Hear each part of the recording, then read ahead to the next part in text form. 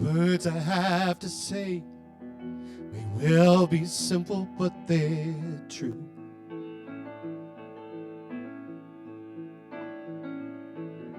Until you give your love, there's nothing more that we can do.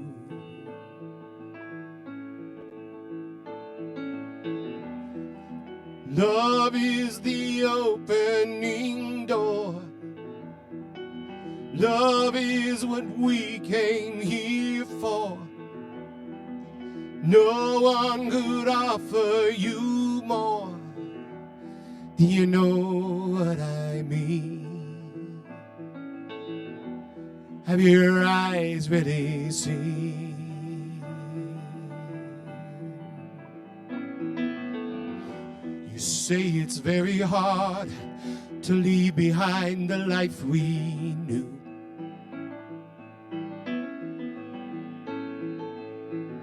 But there's no other way, and now it's really up to you.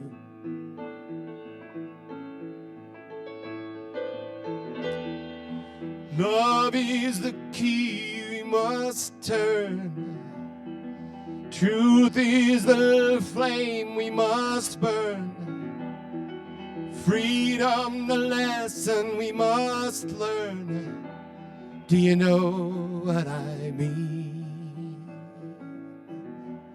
Have your eyes really seen?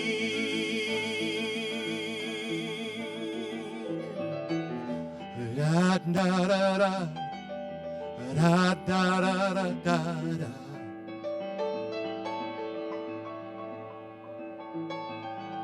Da da da da da da da da da.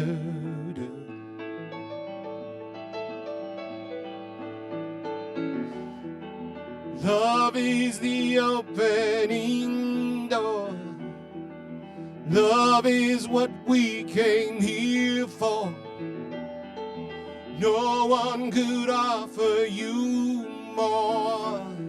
Do you know what I mean? Have your eyes really seen?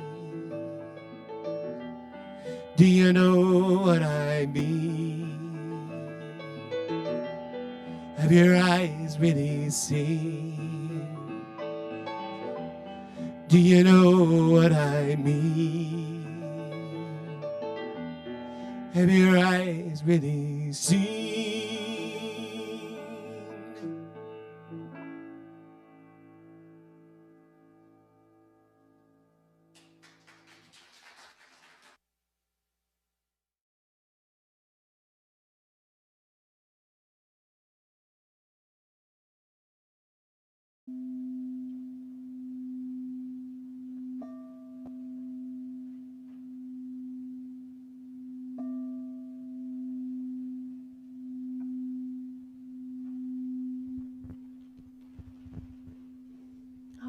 Let's take a moment for prayer.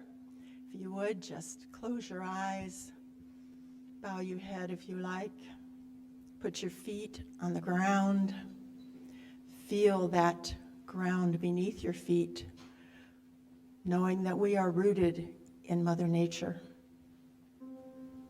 knowing that we are here right now as a community, supporting one another, loving one another, because we are all brothers and sisters of that same Father,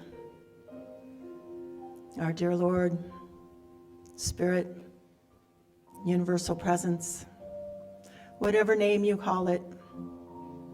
It is that one energy, that one being, that one light that just encompasses us all, is part of and has created all that we see and feel and hear, is within us and without us, in every tree and every flower, every person. That one is so special and so loving. Just feel that presence within you right now. Breathe it in. Know that it is yours always. It is always with you. You may just stop and breathe it in at any point in time. It never leaves. So as we come together today, we are so blessed with this community, so blessed for this space. We are blessed to have so many people who make our Sunday mornings come together. We have our hospitality, we have our AV, our ushers, our great music with Ken Jansen, our beautiful practitioners who are here holding consciousness for us all every day. So we feel that consciousness, that blessing, that love that is sent out to each and every person here and each and every person online. That love encompasses us all. And love is where it's at. That is the most important thing in this life. And we know this and celebrate this today as we hear from Reverend Kelly when she comes up to give her message today on that very thing. So for all of this and so much more, we are so very grateful and thankful for this time together, for this place, and for everyone here. As we say together, and so it is. And I have a few words of inspiration today, which go along with our theme. And the first one comes from Sai Baba. Love one another and help others to rise to the higher levels simply by pouring out love. Love is infectious and the greatest healing energy. And this one's from Mother Teresa. Go out into the world today and love the people you meet. Let your presence light new light in the hearts of people. And from our founder, the Honorary Dr. Ernest Holmes. Love is within us. It cannot be destroyed. It can be ignored. To the extent that we abandon love, we feel it has abandoned us. Denying love is our only problem, and embracing it is the only answer. Through the power of love, we can let go of past history and begin again. Love heals, forgives, and makes whole.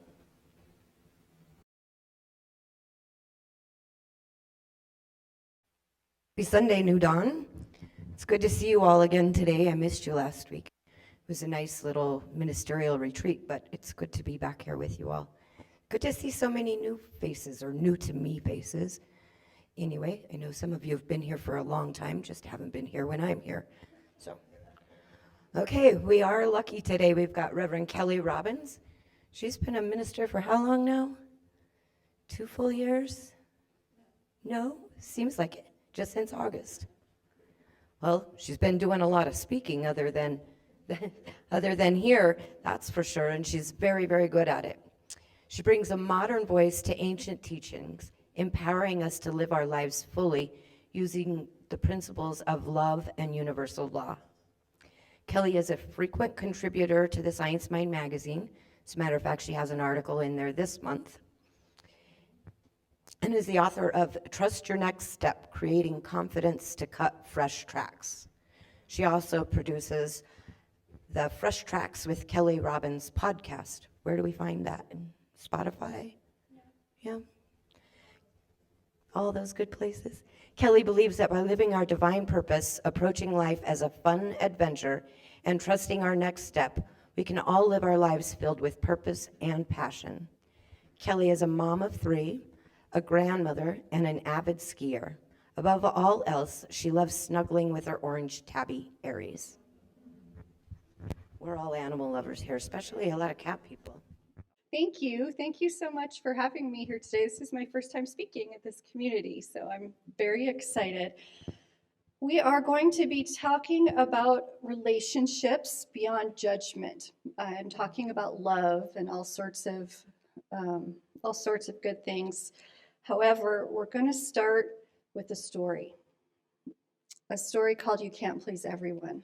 And you guys, I don't know if you've heard about this, but there's a new store that they're opening downtown Denver. It's called the Husband Store. And it's where women can shop for their husband. Doesn't it sound great? It's 7 floors, and each floor has a different quality for a husband. What more could you want? The higher the floor, the better the husband. So if you want better qualities, you just go to the next floor. The only caveat is once you go up a floor, you can't go down. So there's no going back and changing your mind. So not me, but a friend, there's a woman she goes to the first floor, and a sign said that all of the men on this floor have a job. And she thought to herself, well, that's a great quality for her husband. He's got a job. But she was curious, so she went on up to the second floor. She gets off the elevator, and there's a sign saying all the men on this floor have a job and they love children. Sounds great, right? She thought that she could do better. So she goes up to the third floor. She gets off the elevator on the third floor, and the sign says the men on this floor have a job, they love children, and they're good looking. Come on, ladies. Like we're doing good here. But she still said, no, I'm going to keep going. So she goes on up to the fourth floor. The sign on the fourth floor says the men on this floor have a job, love children, they're good looking, and they like to do housework. I mean, it just keeps getting better and better. Wow, what more could she ask for? But she said, no, I'm just going to keep going. I'm going to the next floor. So she gets to the fifth floor. So the sign, she gets off the elevator, the sign says the men on this floor have a job, love children, they're good looking, they like to do housework, and they're very romantic. Now she thought to herself, how much better than this can it get? But I'm only on the fifth floor, right? So she has to go on up to the sixth floor. The sixth floor, gets off the elevator, there's a sign. The men on this floor have a job, love children, they're good looking, they like to do housework, they're romantic, and they love to shower their wives with luxurious gifts. She couldn't believe that this floor had so much to offer, and she couldn't even imagine what could be any better, but she couldn't pass going up to the seventh floor. So she goes up to the seventh floor, and the elevator doors open, and the sign says, there are no men on this floor. If you're reading this, please understand there are just some people who can't be pleased. So I ask you, have you ever been in a position where you felt like that? Like you're bending over backwards trying to make someone happy and you just can't please them? Because doesn't feel good, right? And I know it's easy for me to think of how many times I've done this in my business. I've had clients who, no matter what I do, I can't make them happy. With my kids, anyone who's raised anything from toddlers to teenagers knows that there's that place they go where no matter what you say, you can't please them. My family, my mom, relationships, like it's everywhere, this unable to please, can't be pleased. There's always something better that people are looking for. And the woman in the story that I just told was doing more than that. She was shopping, yes, but she was also judging. She's judging everything about these people that she hadn't even met. And she's making decisions off her judgment without going within, really, without any thought. She was just judging. And it's another thing that I can stand here and say, gosh, how many times have I done that before? Especially in relationships, I've had friends struggling in relationships, and they make themselves a checklist of all of the things they want in their husband or their wife. Does anyone know anyone who's done that? In a lot of ways, we teach Manifest what you want. Be clear on what you want. Write it down. This is a lot of even what we teach is clarity on what we want. And yet, I'm here to invite us to explore our relationships in a different way. Rather than judging these qualities, like have a job's kind of fair, but what are the qualities behind these kind of superficial things that come up that we're really searching for, the qualities of God? Rather than putting things in categories of right or wrong, good or bad, fat or skinny, and making these quick judgments, I'm inviting us to evaluate ourselves and our relationships a little deeper. So when I give talks, I like everyone to walk away with something. So I'm going to invite you to think of a relationship right now that you're struggling with. That's not with yourself, a relationship with someone else. We talk about relationships, and I'll get into it a little bit, but we are God, that energy that is God, and all of the qualities of love and joy and beauty, and so many more. It expresses through us. And as it's expressing through us, it's also expressing through other people. And we can own what we can own. Today, my intention is for us to pull up a relationship that maybe we're struggling with or frustrated or annoyed with and look at it from a different place. So I'm just going to ask you to come up with what is yours. Are you doing this with your friends, or is it a partner? And what happens when you're in that struggle in the relationship? Where do you go? As I was putting this talk together, I was thinking, well, what am I struggling with? And the first thing that comes up is, can you put the toilet seat down, please? Like, how many times do I have to ask? Can you pick up your pants? Like, can you put them in the hampers right there? Like, it's little things that add up, that add to frustration. And in time, I might be being annoyed, but I'm also like, there's something else going on that I'm feeling such strong reaction to something that's really minor. Like, can you put the toilet seat down, please? It seems so simple. So think of what that is for you. And think of how you're reacting with this person and whatever it is that's frustrating you or angering you. So today we're going to look at first, how am I responding? How am I responding to others? Because the only thing that's in our control is us and how we're responding. I can't control putting the toilet seat down or please pick your pants up, put stuff in the hamper.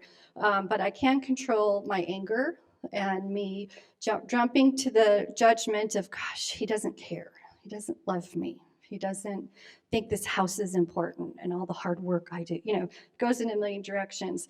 What is in my control, and how do I choose to be as a soul here on this planet? And when I'm here all prayed up and on my Sunday best, I can know I want to be love, and I want to be kind, and I want to be a person of peace. And then when I get home and the thing happens for the 50th time, I lose it so quickly. So the first is looking at the situation and saying, how do I want to be? How do I want to be? And I ask that when you look at that quality of being, that it's a higher energetic quality, such as love or peace or joy, something that's in harmony with the divine, with the universe, with God. We spend a lot of time on why. And I think part of our journey as a spiritual seeker is oftentimes understanding our why. Why do I get so mad? Why do I keep getting these relationships over and over and over again and repeating these patterns? And we go to therapy and we dig all into our why. And there's validity in all of that. And there's a point where you just don't need to keep knowing why anymore. You just catch yourself and say, oh, I did it again, right? We get stuck a lot of people get stuck in that place of needing to understand why, rather than just having that consciousness to say, oh man, I'm mad again. What am I doing? How am I being? Is this how I want to show up in the world? who cares why after a while, you know? So it's not getting stuck. And I'll have people tell me, especially spiritual people, will say, oh, well, gosh, I did that because my mom died when I was 5 and this happened and this, like they know why, and they make it like it's an excuse or it's okay to show up in this way because we understand why. And the truth is that our goal is knowing love and knowing who we are. For all of us, that's our journey, is knowing whatever that is for each of us. It's what is your spiritual truth and how can I show up more and more in that way? And the why might not really matter, but how do I change that? How do I be more of the love that I want to be? And focusing on that rather than the why. How can I live in alignment with the spiritual truths that I'm learning when I come here on Sundays or that I'm learning in my classes? So part of that consciousness is this awareness of me and who I am and how I'm showing up, and not why I'm reacting, but catching myself in reacting. And it might be later, like sometimes it's the next day, I'm like, man, I got so mad. I'm still kind of mad, but take some breaths and have the wherewithal to step back and see, oh, I got triggered again for the 50 millionth time. I still did it, but I can fix it. Like I can have this awareness to go back to love and apologize or do whatever needs to happen. And what grants me that ability to self-reflect? What grants each of us that ability to self-reflect and not judge ourselves is this truth, is knowing that our experiences happen for our own growth and understanding, right? Knowing that our experiences happen for our own growth and understanding, and that everything happens for us, not to us. So I can go home and I can tell George, I know you didn't put the seat down again. And I know you're doing this for me, not to me, right? I know you're not doing it just to piss me off,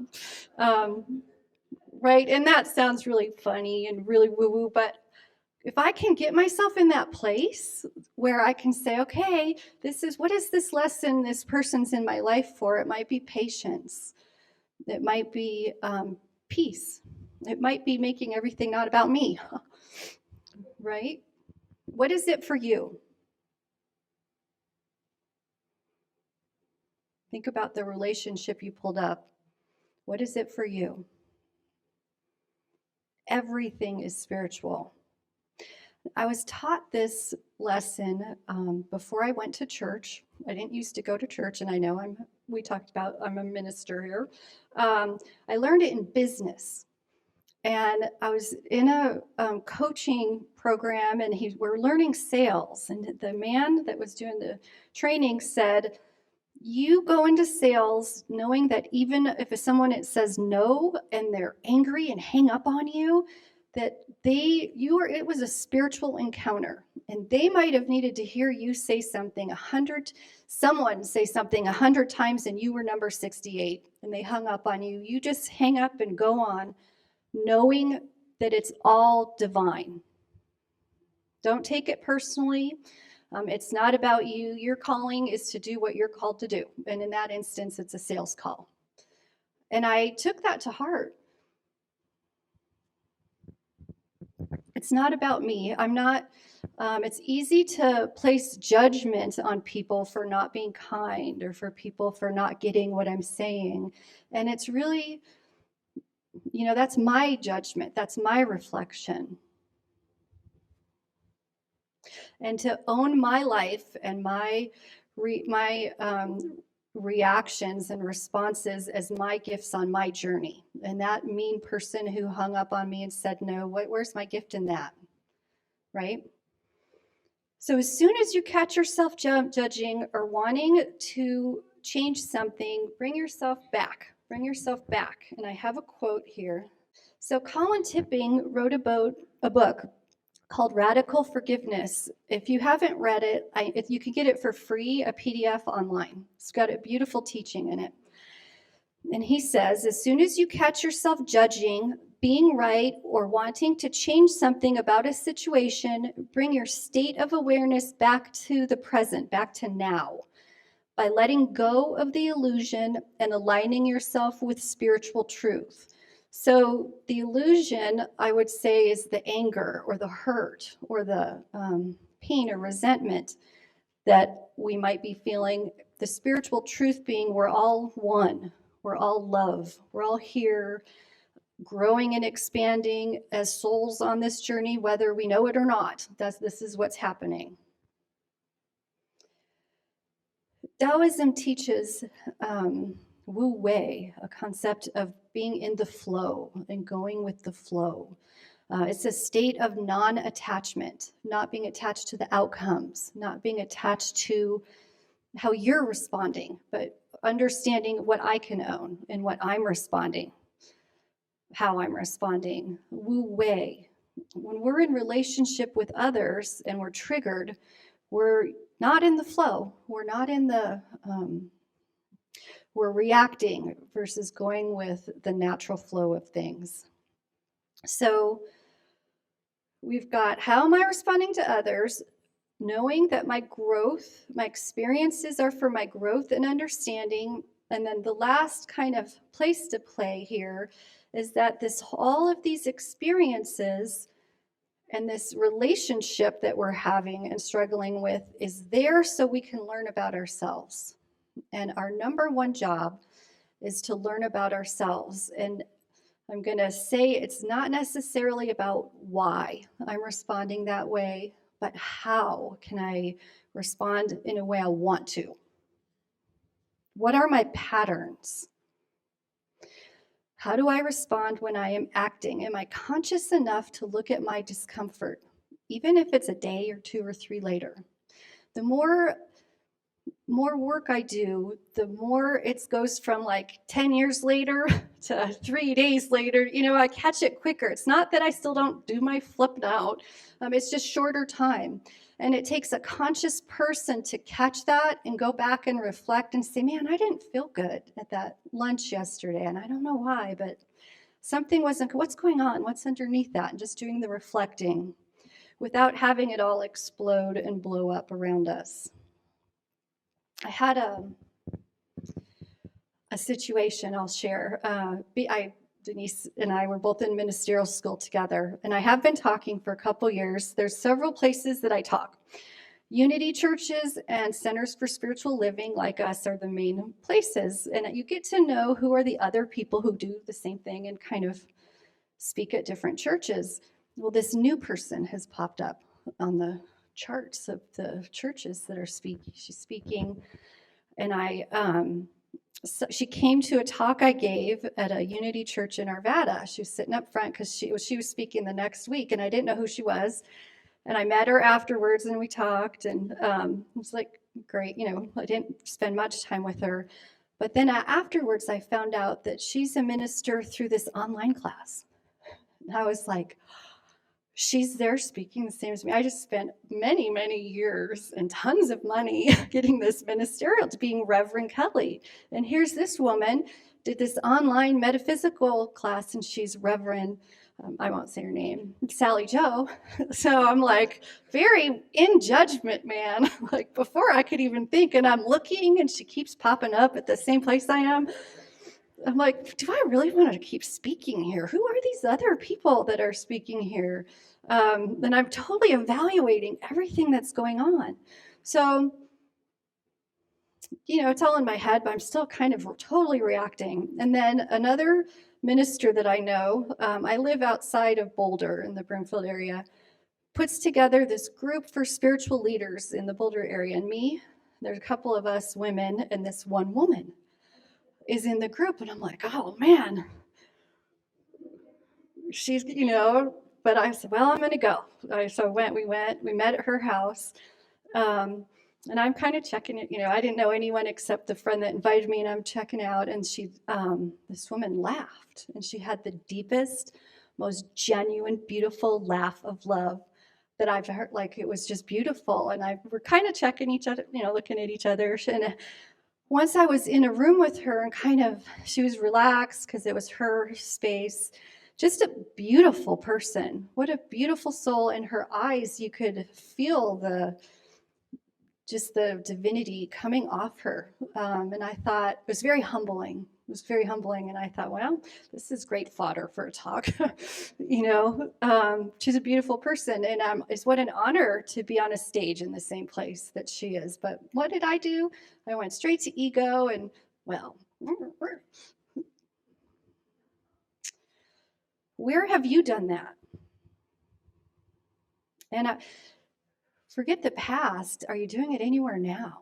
And sometimes we don't see it until later. It wasn't until I met her and felt her energy and heard her laugh that I went, oh, yeah, that was what I was doing. Then it came crashing down. So this time of reflection that you gifted yourself being here, maybe even in this relationship that you brought up for yourself that you're struggling with, can you see where you've had anything I can say? I had some ego involved there. Mrs. Been a minister for 6 months, Kelly. What have you had? What's showing up for you? And it doesn't matter why. What matters, again, is I'm catching it. I see it. I'm going to look this over, and I choose to change. Next time, I choose to change. And you might not catch it, but you might catch it quicker. I have another quote to share. This is by Joseph Campbell. We have only to follow the thread of the hero path. Where we had thought to find an abomination, we shall find a God. Where we had thought to slay another, we shall slay ourselves. Where we had thought to travel outwards, we shall come to the center of our own existence. And where we had thought to be alone, we shall be with all the world. Isn't that beautiful? Like, that says so much. It's really talking about our oneness and where we're so quick to judge others and go outward. Our job really is going in.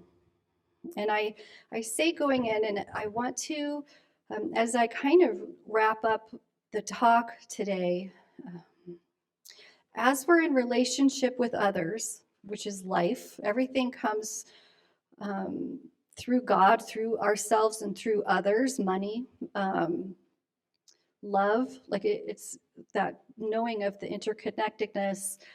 That doesn't mean that all relationships are healthy and that you stay in all relationships, right?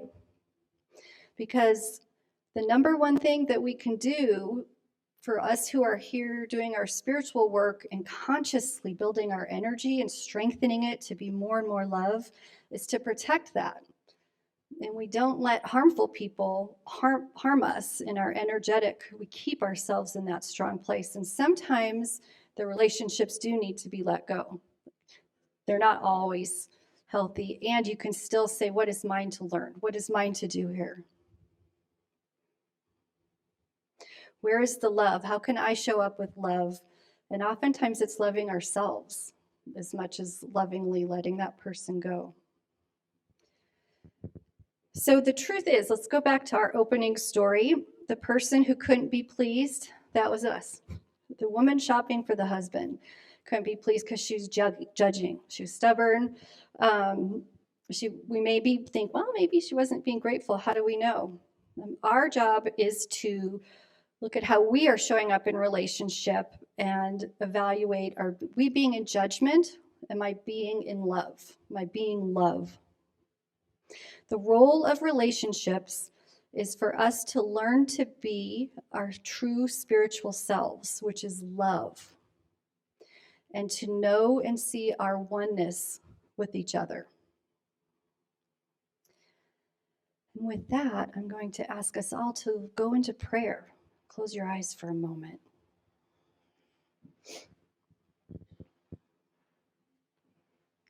Go into prayer. Take a breath, a deep, fulfilling breath, and know with this breath that whatever you got out of this message today, it was love, that there is this love that is that essence of God, that essence of the divine. It is everywhere, in all people, in all places, in all things. That energy of the divine is that same energy that made the eclipse. It's the same energy that made the stars and the moon and the asteroids. It's the same energy that made all our amazing pets and friends, our clothing, our food. And it is that energy that is us. It is what we are made of. It is who we are.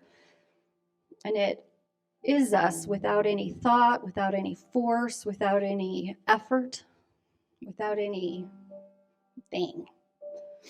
And knowing that, breathing that in, knowing that today we opened up and made space for even more of that to be who we are. That energy of love, that depth of knowing and feeling and vibrating at that oneness permeates through each and every one of us as we're here, permeates through everyone throughout the state, the country, the world, the universe.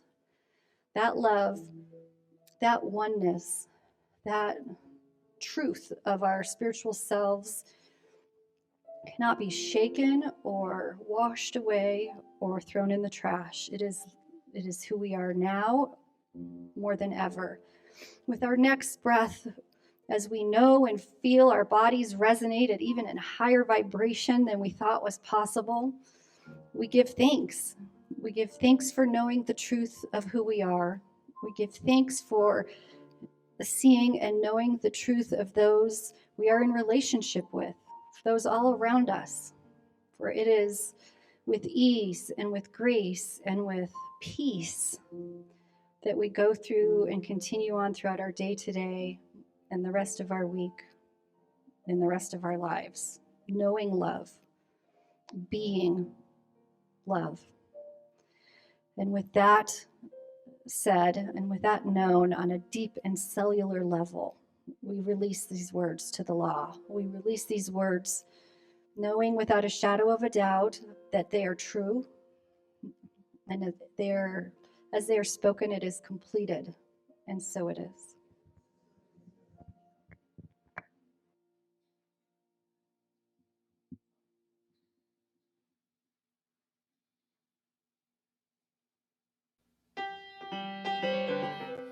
How sweet it is to be loved by you. How sweet it is to be loved by you. I needed to shelter someone's arms. There you were. I needed someone to understand my ups and downs. There you were. With sweet love and devotion, if they're touching my emotion, they gon' stop. And thank you, baby. I just won't stop. And thank you, baby. Oh yes, how sweet it is to be loved by you. How sweet it is to be loved by you. I close my eyes at night, wondering where would I be without you in my life. Everything I did was just a bore. Everywhere I went seemed I'd been there before. But you brighten up all of my days with a love so sweet in so many ways. Gonna stop and thank you, baby. I just wanna stop and thank you, baby. Oh yeah, how sweet it is to be loved by you. How sweet it is to be loved by you.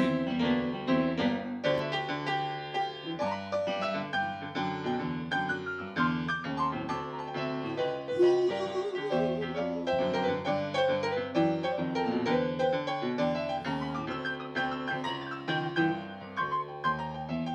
You're better to me than I was to myself. For me, there's you, and it's nobody else gonna stop. And thank you, baby. I just wanna stop. And thank you, baby. Oh. how sweet it is to be loved by you. Oh, yeah. How sweet it is to be loved by you. Oh, now. How sweet it is to be loved by you. It's like jelly, babe. How sweet it is to be loved by you. Just like honey to the bee, child, yeah. How sweet it is to be loved by you.